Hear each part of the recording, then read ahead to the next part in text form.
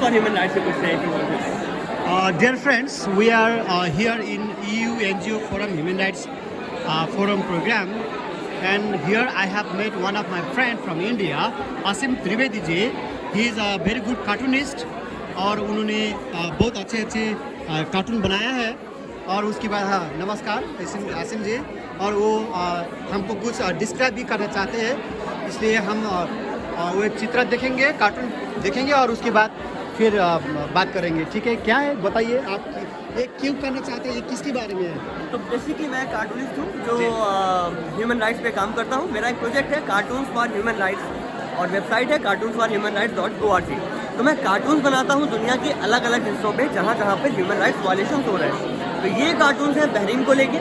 तो basically Bahrain में क्या हो रहा है कि बहुत तरह के ह्यूमन राइट्स वायलेशन तो हो ही रहे हैं, साथ ही साथ जो पॉलिटिकल प्रिजनर जेल में है उनके साथ भी तरह तरह का अत्याचार हो रहा है। अच्छा, तो अगर ये बात करें तो यहाँ से वहाँ पे 800 कैदी 800 कैदी भूख हड़ताल पे थे। ये हंगर स्ट्राइक थी। 800 कैदी भूख हड़ताल पे थे। 800 पॉलिटिकल प्रिजनर्स, ना कि क्रिमिनल बल्कि पॉलिटिकल प्रिजनर्स 800 वो हंगर स्ट्राइक पे थे। और ये बहरीन के इतिहास की सबसे बड़ी हंगर स्ट्राइक। अच्छा, और जब मैं कह रहा हूँ पॉलिटिकल प्रिजनर्स तो कई अपोजिशन लीडर्स, कई ह्यूमन राइट डिफेंडर्स, मानवाधिकार कार्यकर्ता, सब तरह के लोग उसमें थे।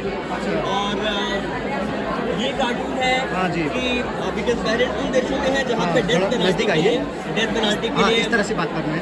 अभी भी फायरिंग स्क्वाड का इस्तेमाल होता है। अच्छा, और वहाँ एक घटना क्या घट रही है काफ़ी टाइम से कि लोग वहाँ की जो पुलिस है वो कन्फेशन लेती है, टॉर्चर के जरिए लोगों को कन्फेस करने पर मजबूर करती है कि वो कन्फेस कर ले अपना क्राइम, चाहे उन्होंने किया है चाहे नहीं किया है। कन्फेस क्या होता है? कन्फेशन मतलब स्वीकार करना।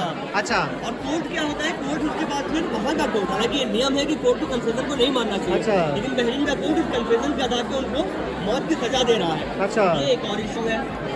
ये कार्टून इस बारे में है कि आपको जान के आश्चर्य होगा कि बहरीन में जो आखिरी इंडिपेंडेंट मीडिया था, एक न्यूज़पेपर था जिसका नाम था अल वसत, 2017 में उसको बंद कर दिया गया था। और उसके बाद से वहाँ पे कोई भी इंडिपेंडेंट मीडिया नहीं है। अच्छा, चाहे वो टीवी हो, चाहे वो अखबार हो, चाहे वो रेडियो हो, कुछ भी नहीं है। जो भी है वो गवर्नमेंट ओन्ड ही है।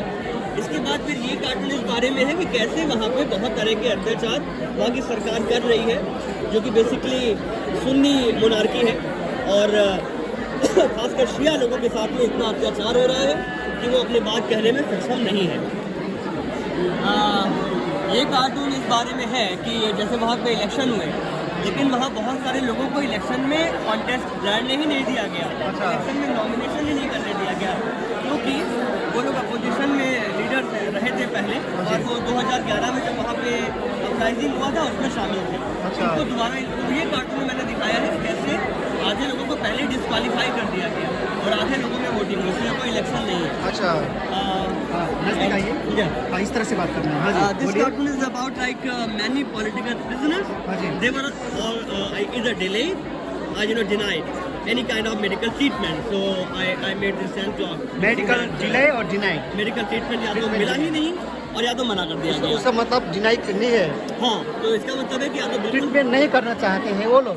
हाँ, मतलब कुल मिला के उनका इलाज नहीं करना चाह रहे हैं, ट्रीटमेंट करना ही नहीं चाह रहे हैं।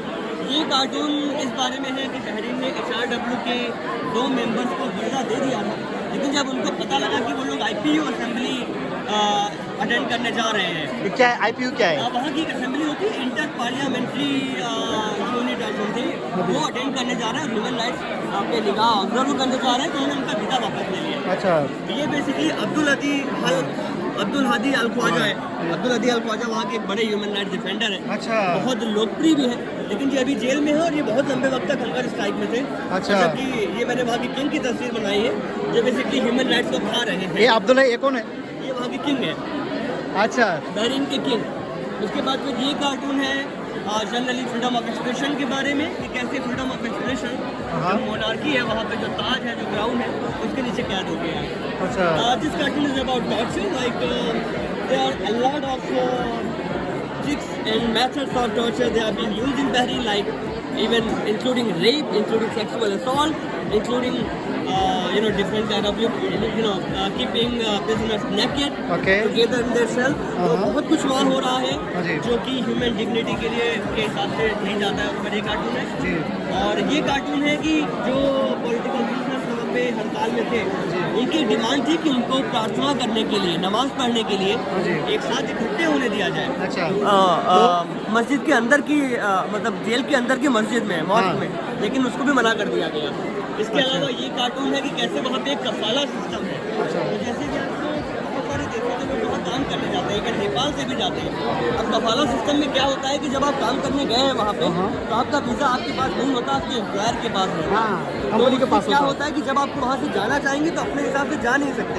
सपोज आपके घर में कुछ इमरजेंसी हो गया है, कोई डेथ हो गया है, कुछ भी है, तब भी आप अपनी मर्जी से नहीं जा सकते हो कि आपका वीज़ा आपके पास है नहीं। तो एक तरह की गुलामी की प्रथा है जिसको खत्म करना चाहिए। मेरे एक सवाल है यहाँ पर, इतना सारा ह्यूमन राइट्स वायलेंस करता है ये देश, फिर भी लोग काम करने के लिए बहरीन क्यों जाता है? क्योंकि उनको रोजगार की जरूरत है। नहीं, बहरीन में ऐसा क्या है जो वहाँ जाता है? क्योंकि वहाँ नौकरियाँ हैं शायद, क्योंकि वहाँ पैसा है शायद, इसलिए लोग काम करने के लिए जाते हैं। पर सवाल ये है कि लोग तो जाएंगे ही, लेकिन असल में ये सरकार का काम है और इंटरनेशनल कम्युनिटी के कारण हम सबका ये कर्तव्य बनता है कि उस पर दबाव डालें कि ऐसा होगा। ठीक है। फिर ऐसे ही ये कार्टून इस बारे में है कि बहरीन की जो प्रिजन पॉपुलेशन है, मतलब कैदियों की आबादी, जेल की आबादी, वो समवेयर 3200 to 3800 है, अराउंड 3,500। बट लाइक 1,500 प्रिजनर्स उनमें से ऐसे हैं जो सिर्फ पॉलिटिकल प्रिजनर्स हैं। तो आप सोचिए कि एक अपराधियों का एक बड़ा हिस्सा वो है कि जो अपराधी है ही नहीं, और वो करीब करीब आधे के आसपास में, almost half of them are not even prisoner. तो वहाँ किस तरह घटना घट रही होगी आप सोच सकते हैं। फिर ये है कि कैसे बाकी छोटे अपराधों में जो सजा दी जाती है, जो असल में अपराध है, और जो केवल आलोचना करने के अधिकार है, जो केवल एक्टिविज्म करने के अपराध है, जिनको वो अपराध कहते हैं, उसके लिए वहाँ बहुत ज़्यादा एक्टिविज्म करने का अपराध में, जुर्म में उनको सजा दिया गया है और छोटी सजाएं दी जाती है अपराध में। लेकिन जब उनके ऊपर ये आरोप है कि उन्होंने असहमति रखी है या आंदोलन किया है, उनको बहुत कड़ी सजाएं दी जा रही है। बहुत उल्टा है, क्योंकि उल्टा है। और बहुत एक सिस्टम है कि महिलाओं को अपने पत्नियों को पति की बात को मानना पड़ेगा, वो भी करना पड़ेगा। अगर वो नहीं करती है, कोई कहता है कि वो ओबीडियंट नहीं थी, तो उनको जो एलिमनी होता है, मैरिटल मनी में जो हिस्सा होता है, मेंटेनेंस का जो राइट होता है, वो चला जाता है। क्या होता है वो मनी, क्या होता है? एलिमनी बोलते हैं ना, कि जैसे कि अगर आप एक पति को अपनी पत्नी को मेंटेनेंस देना होता है ना, अगर वो साथ में नहीं रहते हैं तो, लेकिन अगर वो उनको ओबीडियंट नहीं रही है अपने पति की, तो उनको वो राइट नहीं मिलता है। ऐसा है। और ये इस बारे में है कि बहुत लोग कह रहे हैं कि वहाँ ट्रीटमेंट नहीं मिलता है, बहुत खराब व्यवहार होता है। तो एक तरह से जो वहाँ जेल है, जेल में बंद होने का मतलब है स्लो डेथ की तरफ जाना, स्लोली डेथ की तरफ जाना। तो मैंने दिखाया है कि एक सेल है जो कि असल में एक कब्र बन गई है। तो ये कार्टून है सॉलिटरी कन्फाइनमेंट के बारे में, कि कैदियों को 23 घंटे अकेले बंद रखते हैं, केवल 1 घंटे के लिए बाकी कैदियों से मिलने देते हैं। एक बार नहीं, नजदीक आइए। मैं कह रहा हूँ कि ये जो कार्टून है ये सॉलिटरी कन्फाइनमेंट के बारे में है। सॉलिटरी कन्फाइनमेंट का मतलब एक सेल में केवल एक आदमी, और वो भी बंद होती है एकदम। तो लोगों को ना तो देखने को मिलता है ना, 23 घंटे उनको अकेले गुजारने पड़ते हैं, जो कि बहुत इनह्यूमन है। और ये कार्टून है कैसे वो पेगासस एक सॉफ्टवेयर है, जिसको इजरायली सॉफ्टवेयर है, जिसको कि वहाँ की गवर्नमेंट यूज़ करती है, वहाँ के ह्यूमन राइट्स डिफेंडर्स को, अपोजिशन लीडर्स को, जर्नलिस्ट को स्पाई करने में, उनके ऊपर निगाह रखने में। ये कार्टून में जैसे हर देश का एक ह्यूमन राइट्स ऑर्गेनाइजेशन होता है, जैसे नेपाल का भी होगा, इंडिया में है। तो वो जो ह्यूमन राइट्स ऑर्गेनाइजेशन बनाया है, उसके लिए कुछ गाइडलाइंस है, उसको बोलते हैं पेरिस प्रिंसिपल्स। तो पेरिस प्रिंसिपल्स के तहत कुछ चीज़ें हैं जो फॉलो करनी चाहिए, तभी आप बना सकते हैं।